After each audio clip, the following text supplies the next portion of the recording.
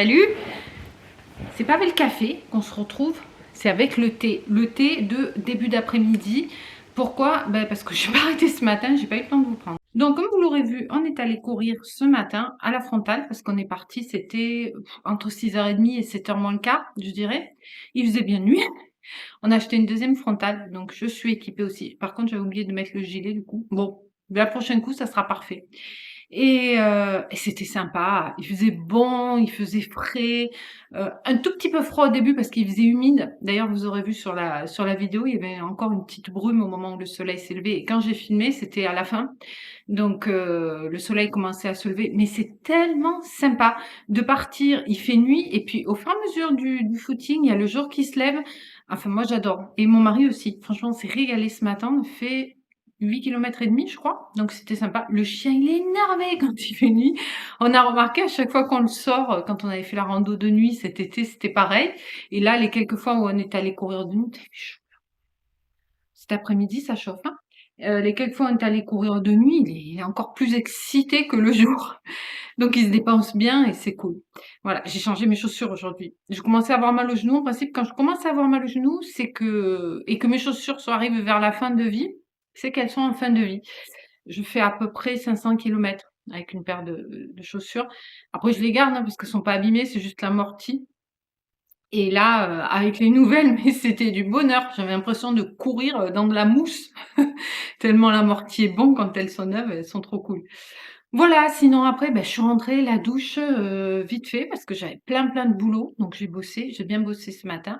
Et puis j'avais des restes, donc ça tombait bien, j'ai pu bosser jusqu'à ce que mon mari arrive. J'attendais le gars qui devait venir faire des prélèvements d'eau pour l'analyse, qui n'est pas venu, qui va venir cet après-midi, tranquille, quoi. On vous donne un créneau déjà qui est bien large, hein, entre 10h et midi, et on se pointe à 14h30. Mais bien sûr, c'est comme ça. Enfin, c'est pas trop grave. Sinon quoi d'autre?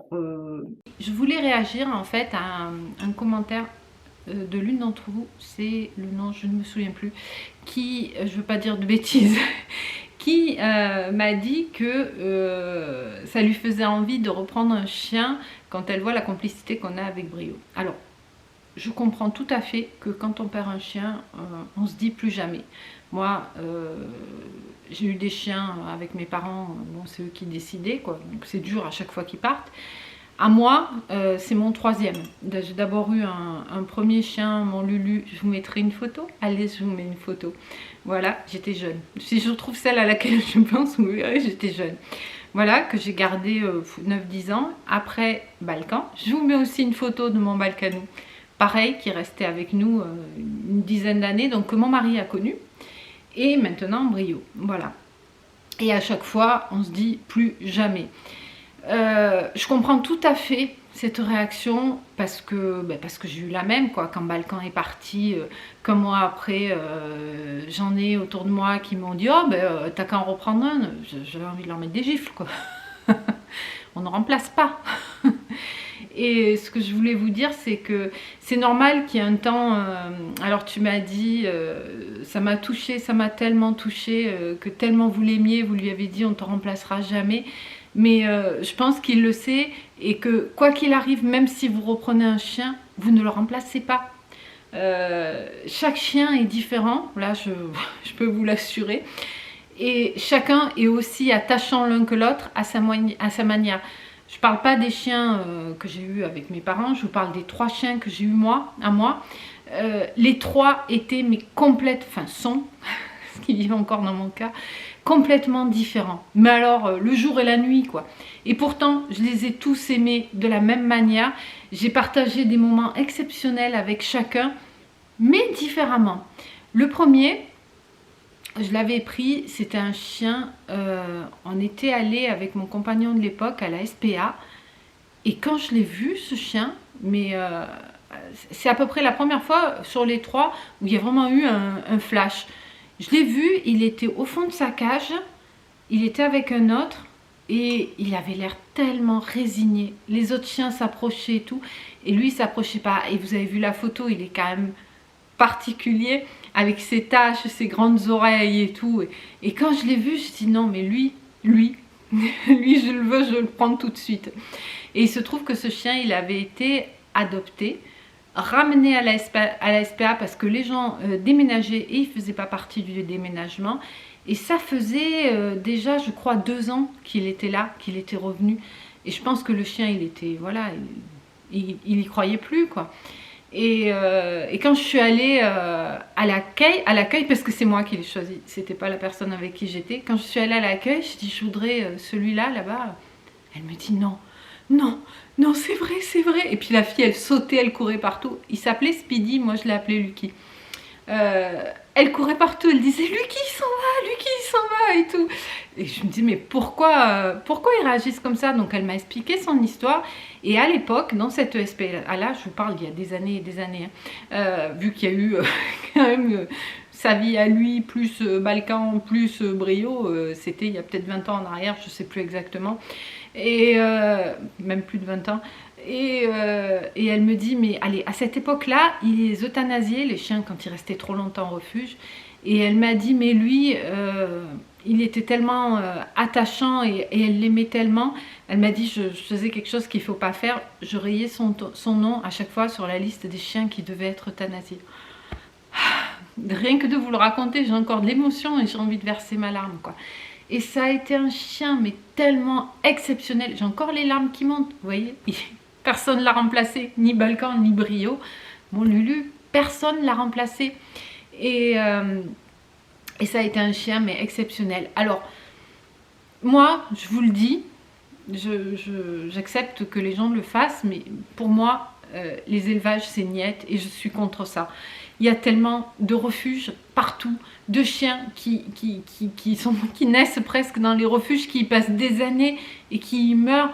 Mais non, adoptez, n'allez pas acheter un chien. Et vous avez de tout dans les refuges, toutes sortes de chiens, des grands, des petits, des jeunes, des vieux, des bébés. Je vous mets les photos qu'il y a sur le site de la SPA des Beaux. On l'a pris au Beau de Provence, Brio. Je vous l'avais déjà dit. Pas plus tard que ce matin, ils ont 6 ou 7 bébés. Si vous voulez à tout prix des chiots. Mais il y en a dans les SPA. Alors c'est sûr que c'est ceux qui partent le plus vite. Mais bon, voilà. Pour moi, accueillir un chien, c'est une adoption. C'est en sauver un d'un avenir bâtard dans un refuge, quoi. Voilà. Donc la parenthèse sur l'adoption est fermée. Maintenant, je comprends, il y a des gens qui achètent et tout. Mais moi, non. Voilà, et donc j'en étais à Lulu. Du coup, j'ai perdu le fil, j'avais les larmes qui montaient, donc j'ai changé un peu la discussion. Oui, ce que je voulais vous dire, c'est qu'il faut être réaliste aussi. C'est pas simple, un chien de SPA. Alors, j'ai jamais eu de chien acheté ou pris avant qu'ils aient eu conscience d'être dans une SPA. J'ai toujours eu des chiens de refuge. Mais je peux vous dire qu'ils vous donnent un amour et qu'ils savent d'où ils viennent. Ils savent ce qu'ils ont vécu. Et une fois qu'ils vous ont trouvé, mais c'est waouh. Alors certes, c'est pas facile parce qu'ils ont un passé, parce qu'ils ont été déçus par l'humain. Mais c'est tellement... il ne faut pas énormément de temps pour les récupérer. Il faut leur laisser le temps de s'adapter, de prendre confiance en vous. Ça ne se fait pas en 2 jours, ça c'est clair. Mais ça se fait, je veux dire, pour moi, quand on adopte un animal, on est prêt à s'investir. C'est pas juste une peluche qu'on va caresser le soir en rentrant du boulot et le laisser dans un coin toute la journée. Non. Alors c'est sûr que moi, j'ai la chance, vous allez me dire, d'être à la maison toute la journée. Je suis à la maison, certes, il a ma présence, mais je travaille. Je le promène tôt le matin, un peu le soir, voilà. Et les autres chiens que j'ai eus, bah, je travaillais aussi. J'ai eu de la chance avec Lucky. Mon patron m'avait autorisé à l'amener sur mon lieu de travail. Et Balkan, ben, c'était mon entreprise, donc je faisais ce que je voulais, je l'emmenais aussi. Mais voilà, quand vous prenez un chien, renseignez-vous bien sur ses besoins en fonction de la race, même si vous partez dans un élevage. Je veux dire, il ne faut pas prendre un chien comme Brio et jamais faire de sport. Un jardin, ça ne suffit pas. Le chien, il a besoin de se dépenser, etc. Des chiens comme Brio ou des chiens comme des Malinois, il y en a plein la SPA des Malinois. Pourquoi? Parce que les gens, ils savent pas les gérer. Les bergers, ceux à la mode là, les bergers d'Australie aussi, les border collie, tous ces chiens-là, c'est donc des chiens qui ont besoin de stimulation et physique et intellectuelle. Donc il faut leur apprendre des choses, il faut faire des balades avec eux, il faut les fatiguer. Voilà, ou jouer, au pire jouer, passer un moment à lui jeter, si vous avez un grand jardin ou si vous n'avez pas, aller dans un endroit où c'est possible, à lui jeter un bâton, je sais pas, une balle, ce que vous voulez. Mais c'est des chiens qui ont besoin de se dépenser. Après, vous avez aussi en SPA des petits chiens, des petits chiens qui ont moins de besoins. Voilà, déjà, faites le point sur ce que vous êtes capable d'amener aux chiens. Mais les chiens de refuge, mais ils donnent tellement, tellement d'amour. Et donc, ce que je vous disais, c'est que mes 3 chiens, les 3, ça n'a pas été simple, c'est clair. Lucky, il était traumatisé et il avait peur le soir. Je me rappelle au début où et puis il supportait pas trop l'autorité non plus. Au départ, quand je le reprenais, qu'il faisait une bêtise ou quoi, ou qu'il obéissait pas, j'ai jamais tapé. Hein. Mais quand je voulais lui faire quelque chose qu'il n'avait pas forcément envie de faire, il grognait. Le soir, mon beau-frère, je me souviens quand ma soeur venait en week-end et puis moi j'allais chez mes parents aussi, le chien, quand c'est la nuit arrivée, mon beau-frère qui regardait la télé pour tout le monde, il avait peur d'aller se coucher parce qu'il avait peur de passer devant le chien qui grognait parce que c'était la nuit. Bon ben voilà, j'ai appelé la SPA, je me souviens, je leur ai dit mais attendez, vous m'aviez dit qu'il était sympa, c'est quoi ce chien? Je savais pas, moi, c'était mon premier chien. Et la première fois que j'ai adopté, moi. Après, c'est mes parents qui avaient adopté, enfin, ils l'avaient géré, j'étais plus jeune, je sais pas trop. Ils m'ont dit, mais non, voilà, on travaille avec une comportementaliste, allez la voir. Je suis allée la voir 2 fois, donc ça va. Elle m'a expliqué, elle m'a dit, mais votre chien, il n'est pas du tout agressif. Elle m'a expliqué tous les codes, etc., la manière dont il fallait que je me comporte, voilà. Bon, ben voilà, ça s'est réglé assez rapidement. Il détruisait aussi, quand je le laissais à la maison. Il détruisait mes affaires. Il ouvrait ma penderie, il allait, puis tirait sur les robes et je rentrais, il y en avait de partout. Bon, ben voilà, c'est des choses qui arrivent. Il faut leur laisser le temps, il faut le temps qu'ils prennent confiance, il faut le temps de faire connaissance, et puis après ça se calme.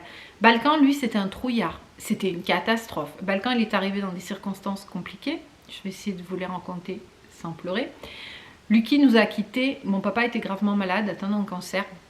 Et donc je m'étais installée pour aider ma maman chez mes parents, le temps des soins, etc. Et Lucky est mort dans cette période-là, donc ça a été dur pour mon père qui l'adorait, mes parents qui le gardaient régulièrement, etc. Et donc voilà, et puis je sais plus, 6 mois sont passés à peu près, et la maladie de mon père progressait. Et mon papa me disait oh mais oui mais moi je veux plus de chien hein, c'est sûr mais par contre hein, si t'en prends un on te le gardera hein, t'inquiète pas. Et j'ai compris qu'à travers ça il me disait qu'il avait envie d'avoir un chien quoi, d'avoir la présence d'un chien. Donc je suis allée chercher Balkan, mais moi honnêtement 6 mois après j'étais pas prête, il y avait mon papa qui était malade, etc. Donc j'y suis allée pour lui principalement, et quelque part c'est un cadeau qu'il m'a fait. Ouf.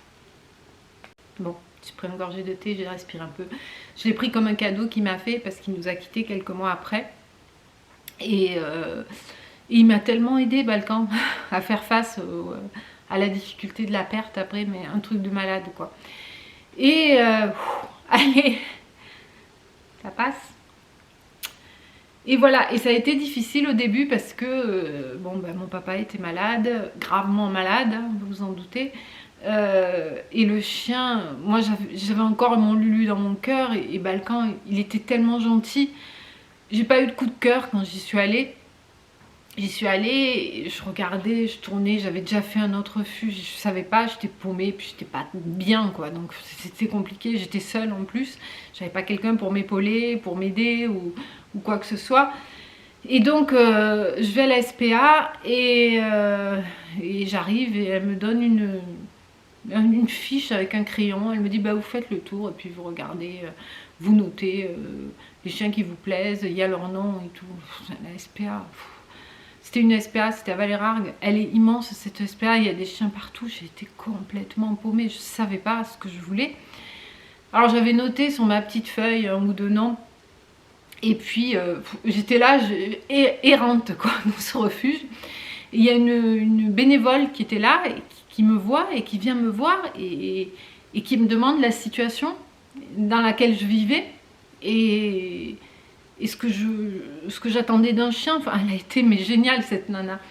Et je lui explique donc que voilà, j'ai perdu mon chien, que mon papa était malade, tout ça, que moi les chiens de toute façon je m'en occupais, que voilà.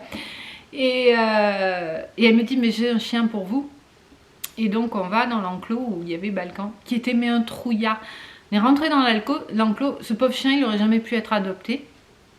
Il est parti se cacher dans la niche parce qu'il avait peur.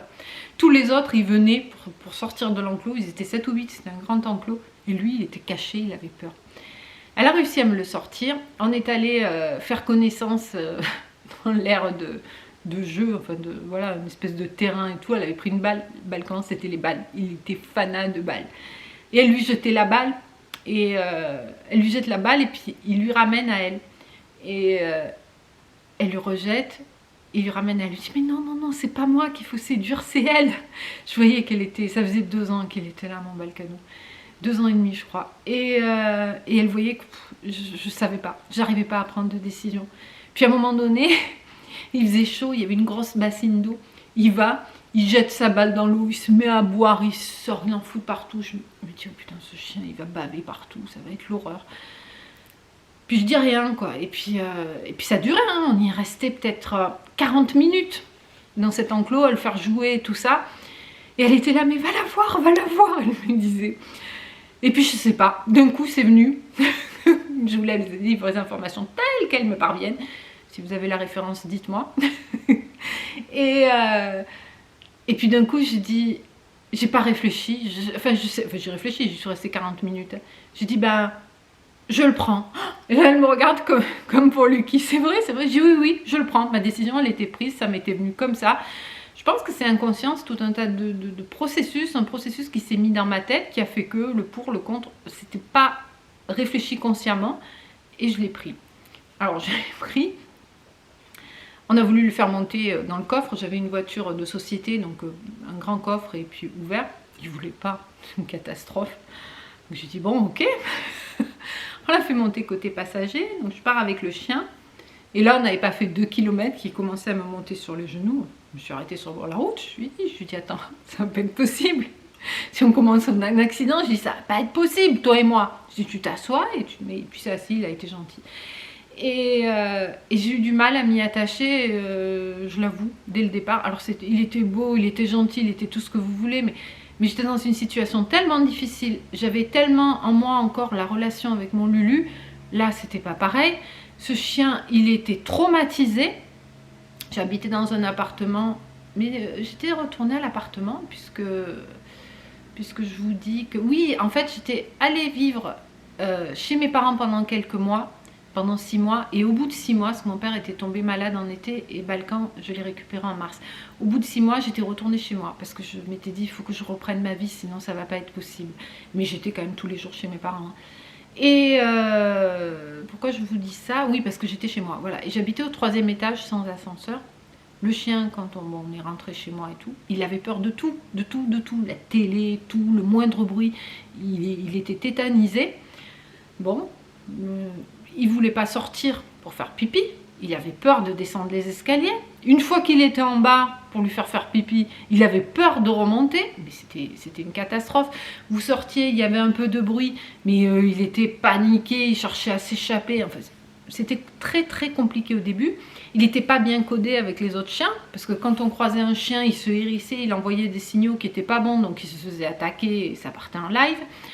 Voilà, et puis bon, après mon papa est décédé. Donc là, il y a eu quelques mois où il est resté à la maison. La journée, je l'ai déposé chez mes parents. Mon père, mais il a eu les yeux quand je suis arrivée avec Balkan. Je ne lui avais pas dit parce que je ne savais pas si j'allais trouver ce jour-là. Je l'ai ramené. Oh, mais il était heureux, mais rien que pour ça. Oh là là. Et à la suite de ça, après mon papa est décédé en juillet. Et donc en septembre, j'ai essayé d'épauler le maximum ma maman, donc je faisais des activités avec elle. On a fait du théâtre, on faisait du tai chi, des trucs ensemble. Et puis on était au forum des associations Et là, on croise une asso d'éducation canine, quoi. Et on a expliqué au gars, et le gars a dit mais emmenez-le, et effectivement ça l'a métamorphosé, et au bout de quelques temps il n'y avait plus aucun souci. Enfin, ça a toujours été un chien peureux, mais plus autant, quoi. On arrivait un petit peu à faire ce qu'on voulait. Et donc tout ça pour vous dire que c'est pas simple quand vous prenez un chien à la SPA. Et donc après est arrivé Brio, et les problèmes qu'on a avec Brio, qu'on a eu et qu'on a encore, vous les connaissez. Brio, c'est aussi un gros trouillard. Et dès qu'il y a quelqu'un, au début, il suffisait qu'on le regarde. Déjà, il suffisait qu'il y ait un homme dans les parages pour qu'il veuille le bouffer. Après, les femmes aussi. Puis il suffit que quelqu'un s'approche et le regarde, il veut sauter, niaquer, enfin bon, ça va mieux. Maintenant, on peut le regarder. On ne peut pas le caresser, mais on peut le regarder. Voilà. Mais en dehors de ça, vous voyez tout l'amour qu'il donne et ce qui... Je ne pourrais pas faire sans mon boubou, quoi. Voilà. Tout ça donc pour vous dire que les 3 chiens ont été complètement différents. Vous voyez encore l'émotion que j'ai quand j'en parle, que chacun est encore dans mon cœur, dans moi, et que je ne les oublierai jamais. Et qu'il n'y en a pas un qui a remplacé l'autre. Chacun a eu sa place, chacun c'est différent. Et je les garde tous en moi et je les aime tous, mais voilà, quoi. Et ça m'arrive encore d'y penser, d'avoir une larme, qu'ils ne soient plus là, même si ça fait... surtout pour Lucky, des années qui sont parties, et je les ai avec moi, et j'ai un petit truc de Balkan, un petit truc de Lucky, voilà, dans ma maison. Voilà, donc tout ça pour vous dire que ne croyez pas que aller prendre un autre chien, c'est le remplacer, ça sera jamais le remplacer. Par contre, vous allez sauver un malheureux qui est dans une cage, ou voilà, et vous allez vivre quelque chose de beau. Dites-vous que je pense que votre chien que vous avez perdu, il a envie de vous voir heureux, il n'a pas envie de vous voir malheureux. Je veux dire, moi, si demain je dois mourir, j'ai pas envie que mon mari reste tout seul jusqu'à la fin de ses jours, quoi. Moi, je suis plus là, je peux plus lui apporter ça. J'espère bien que quelqu'un d'autre lui apportera du bonheur. La vie, c'est pas facile. J'imagine que s'il y a autre chose après, ça doit être top. Bah, une fois qu'on est de l'autre côté, on a peut-être envie que ceux qui restent sur Terre à galérer, ils aient du bonheur dans leur vie. Et je pense que votre chien, il aurait aimé que vous en preniez un autre et que vous soyez heureux avec, et ça n'enlève rien à tout l'amour que vous lui avez porté. Voilà, ben je me suis confiée aujourd'hui. Hein. Je vous ai dit des choses très intimes qui suscitent pas mal d'émotions chez moi. Donc sur ce, ben, je vais finir mon thé. Et puis je sais pas, je verrai si je vous reprends un peu plus tard. Au pire, je viendrai clôturer la vidéo. Allez, je vous dis à plus tard. Je vais me remettre mes émotions et me remettre au boulot, et accueillir le monsieur qui va venir récupérer l'eau. Bon, bah, je vais venir clôturer cette petite vidéo ici. Je me rends compte que j'ai quand même pas mal blablaté. On est un peu plus tard dans l'après-midi. J'ai bossé, j'ai étendu ma machine, j'ai plié mon linge. Il y a le gars qui est venu pour le prélèvement d'eau parce que... Bon, on a une lampe UV, mais on n'avait pas d'analyse d'eau. Donc on a demandé à avoir des analyses d'eau pour voir si elle est finalement potable ou pas. Auquel cas, ben voilà. Et puis c'est tout. Et puis là, j'ai encore un petit peu de boulot. Il est 4 h. À 18 h, on va visiter la maison dont je vous ai parlé. Donc je vous dirai demain ce qu'il en est. Dont je vous ai parlé hier, je crois. Et voilà, je me suis remise de mes émotions. Allez, sur ce, je vous souhaite une bonne fin de journée, une bonne soirée. Et je vous dis à bientôt dans une prochaine vidéo. Ciao, ciao!